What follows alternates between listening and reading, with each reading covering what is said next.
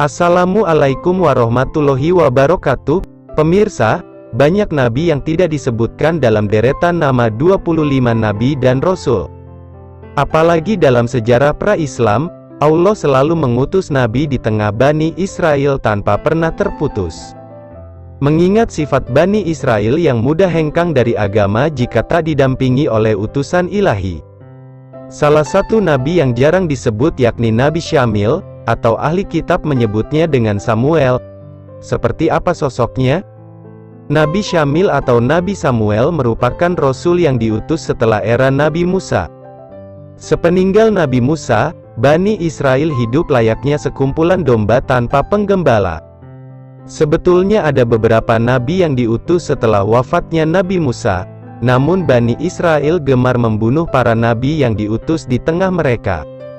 Hingga puncaknya, Bani Israel kehilangan arah tujuan. Mereka melupakan syariat yang sebetulnya telah tertulis dalam Taurat.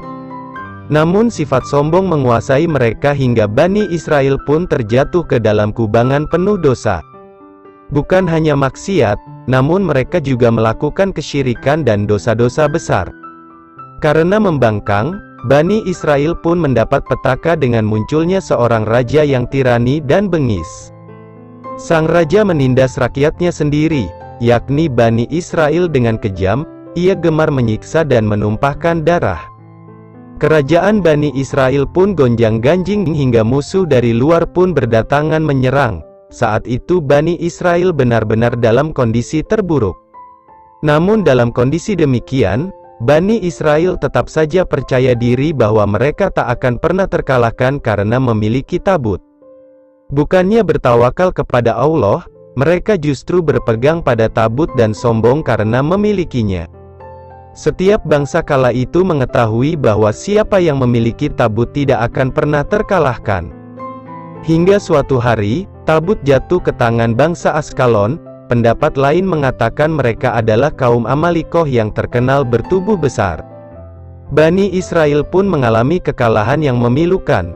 Sang raja tirani tewas dalam peperangan dengan bangsa Askalon. Sementara Bani Israel terusir dari negerinya demi menyelamatkan diri. Saat itu Bani Israel benar-benar di atas kesengsaraan hingga mereka pun menyadari kesalahan dan dosa yang mereka lakukan.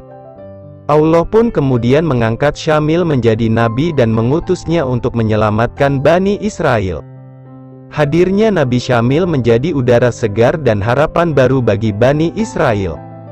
Kepada Nabi Syamil, Bani Israel pun meminta seorang pemimpin untuk menggantikan raja mereka yang tewas saat perang melawan Askalon. Mereka meminta sang nabi mengangkat seorang raja untuk menggantikan kematian raja mereka yang bengis.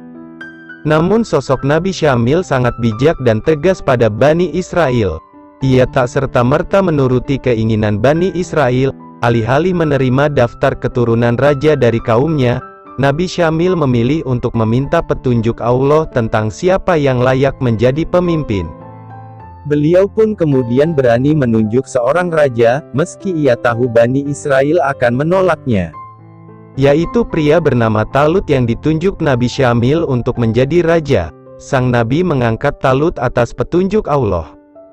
Sebelumnya, beliau pun mengetahui sifat kepemimpinan yang Talut miliki.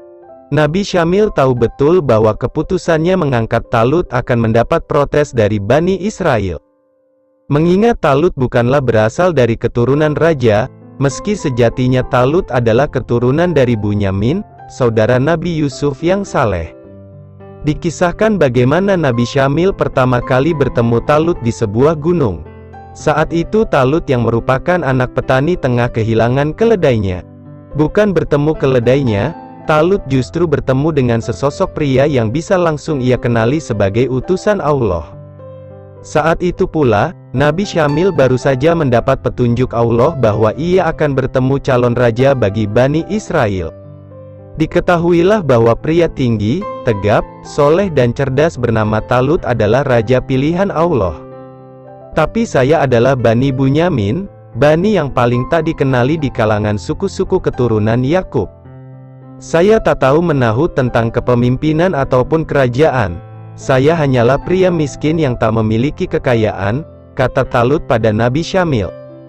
Dengan bijak, Nabi Syamil pun meyakinkan Talut, sesungguhnya Allah telah menghendakimu menjadi raja, karena itu bersyukurlah dan kuatkanlah keimananmu.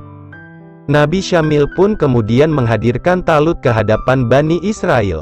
Ribuan protes ia dapatkan, namun Nabi Syamil dengan tegas mengangkat Talut menjadi raja dan memerintahkan Bani Israel untuk taat kepada raja yang baru. Sang Nabi Allah lalu mewasiatkan kepada Bani Israel agar pergi berperang di bawah kepemimpinan Talut untuk melawan musuh dan merebut kembali kerajaan Bani Israel. Meski berat hati, Bani Israel menuruti sang Nabi dan menjadi pasukan Talut. Kelak, mereka menyadari bahwa pilihan Nabi Syamil sangatlah tepat.